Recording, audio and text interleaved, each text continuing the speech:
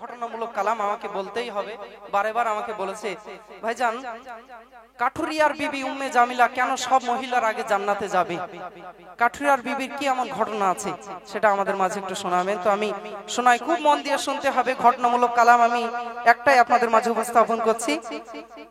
একদিন হঠাৎ মা ফাতেমা বলে আব্বাজান, একদিন হঠাৎ মা ফাতেমা বলে আব্বাজান, কাহার আগে কে যাবে ওই খোদারি জান্নাত, কাহার আগে কে যাবে ওই খোদারি জান্নাত। দয়ার নবী বলে মা শোনো বেটি ফাতেমা, দয়ার নবী বলে মা শোনো বেটি ফাতেমা, সবার আগে কাঠুরিয়ার বিবি যাবে খোদারি জান্নাত, কাহার আগে কে যাবে ওই খোদারি জান্নাত, কাহার আগে কে যাবে ওই খোদারি জান্নাত। সতী বিবি কাঠুরিয়ার নামটি জামিলা, স্বামীর সেবার ফলে পাবে জান্নাতের ঠিকানা। মা ফাতেমা বলে আব্বা দাও তাহার ঠিকানা, কেমন সেবা করলো স্বামীর পেল এমন মারতাবা, পাও যদি মা তাহার দেখা ভালো তোমারই কিসমত, কাহার আগে কে যাবে ওই খোদারি জান্নাত, কাহার আগে কে যাবে ওই খোদারি জান্নাত। একদিন নবীজি তার মেয়েকে ডেকে বলছিল, হে ফাতেমা জানো সব মহিলার আগে একটি মেয়ে জান্নাতে যাবে। ফাতেমা বললেন আব্বাজান আপনি বলেন আমি জান্নাতে নারীদের মধ্যে সরদারিনী হব, আমার আগেও কি মেয়েটা জান্নাতে যাবে? নবী আমার বললেন হ্যাঁ ফাতেমা তোমার আগেও মেয়েটা জান্নাতে যাবে। ফাতেমা বললেন আব্বাজান কি তার নাম, কোথায় তার বাড়ি, কি এমন আমল করে যার জন্য সব মহিলার আগে মেয়েটি জান্নাতে যাবে, আমি তার বাড়ি যেতে চাই। তো কি ঘটনা ঘটেছিল?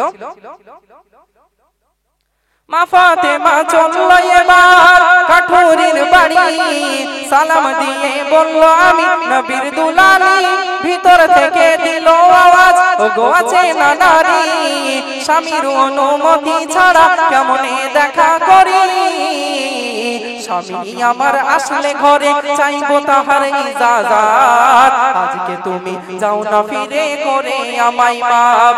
একদিন হঠাৎ মা ফাতেমা বলে আব্বাজান কাহার আগে কে যাবে ওই খোদারি জান্নাত।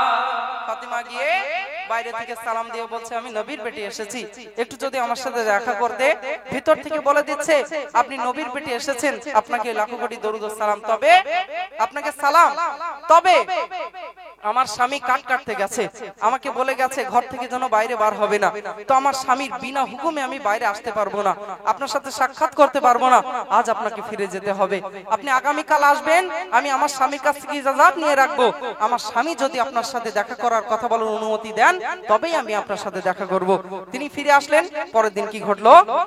দ্বিতীয় দিন যাওয়ার সময়, দ্বিতীয় দিন যাওয়ার সময় বললো ইমাম হাসান তোমার সাথে যাব আমি, ওগো আমি জান।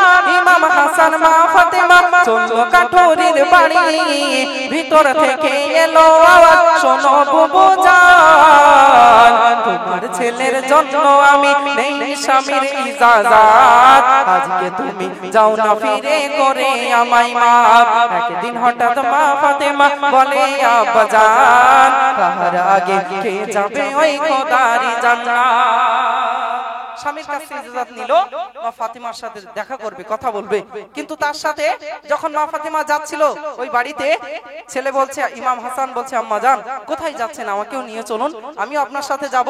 সাথে নিয়ে গেল, ভিতর থেকে আওয়াজ দিচ্ছে বুবু জান আজ দেখছি আপনার সাথে আপনার ছেলে এসেছে, আমি আপনার সাথে সাক্ষাৎ করতে পারবো, কিন্তু আপনার ছেলে যে এসেছে আমি আজও আপনার বাইরে বাইরে আসতে পারবো না, আজও আপনাকে ফিরে যেতে হবে, আমার অত্যন্ত খারাপ লাগছে, আপনি নবী নন্দিনী, তবুও আমার স্বামীর ঊর্ধ্বে নয়, আমার স্বামী যদি ইজাজত দেয় তবে আমি আপনার সাথে সাক্ষাৎ করব।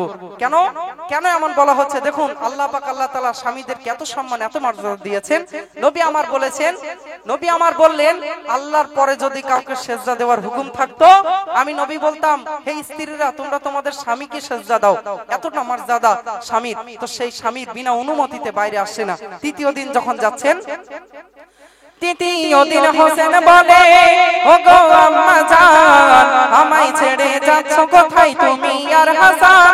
হাসান হোসেন মা ফাতেমা যখন করিল গমন, ভিতর থেকে এলো আওয়াজ, শোনো বুবু জান, তোমার একটি ছেলের জন্য আমি নিয়েছিলাম ইজাজত, আর একটি ছেলে এসে হলো বড়ই মুসিবত।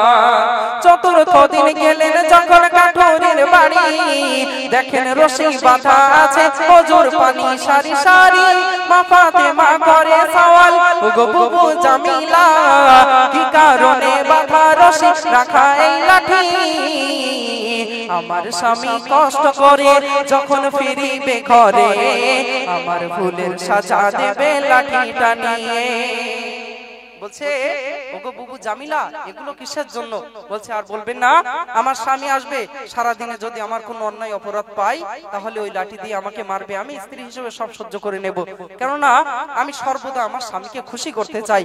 তো প্রত্যেকটা দিন যখন নবীর বেটিকে এইভাবে ফিরিয়ে দিচ্ছেন, স্বামী বাড়িতে এসে দেখছে আমার স্ত্রী আমাকে কত ভালোবাসে, যে কিনা জান্নাতে নারীদের মধ্যে সার্জারিনি হবে, সেই ফাতিমার সাথেও দেখা করছে না আমার বিনা অনুমতিতে। যে ইমাম হাসান হুসাইন জান্নাতে যুবকদের মধ্যে সরদার হবে, সেই হাসান হুসাইনদের সাথেও দেখা করছে না, আমার স্ত্রী আমাকে কত ভালোবাসে। সেই দিন আল্লাহর কাছে দোয়া চেয়েছিলেন, আর সেই দোয়া আল্লাহ কবুল করে নিয়েছিলেন। শেষ ছন্দ কবি লিখছেন, এমন সময় কাঠুরিয়া ফিরিল আপন ঘরে, বিবির রাখা পানি দিয়ে ওযু সে করে, ওযু শেষে দুহাত তুলে বলে, ওগো রব্বানা, আমার বিবির করিও দান জান্নাতে ঠিকানা। সাইফুদ্দিন তাই কয় বারে বার, শোনো গো জননী, স্বামীর সেবা করলে হবে জান্নাতি রমণী। একদিন হঠাৎ মা ফাতেমা বলে, আব্বা জান, কাহার আগে খেয়ে যাবে ওই খোদারি জান্নাত, কাহার আগে খেয়ে যাবে ওই খোদারি জান্নাত। আলহামদুলিল্লাহ। এবার অনেকের মনে প্রশ্ন জাগতে পারে, তাই তো কাঠুরিয়ার বিবি সবার আগে যাবে, আসলে যাবেটা কিভাবে? আমি একটু ভেঙে দেই, তাহলে বুঝতে সুবিধা হবে। দেখুন, জান্নাতের রানী খাতুনে জান্নাত ফাতেমাতুজ জোহরা রাদিয়াল্লাহু আনহা, আল্লাহ মহিলাদের মধ্যে তানার সম্মান অনেক মর্যাদা সম্পন্ন করেছেন। তবে যার পিঠে সওয়ারি হয়ে খাতুনে জান্নাত ফাতেমাতুজ জোহরা রাদিয়াল্লাহু আনহা জান্নাতে প্রবেশ করবেন, সেই সাওয়ারির লাগামটা, দড়িটা ধরে থাকবে উম্মে জামিলা।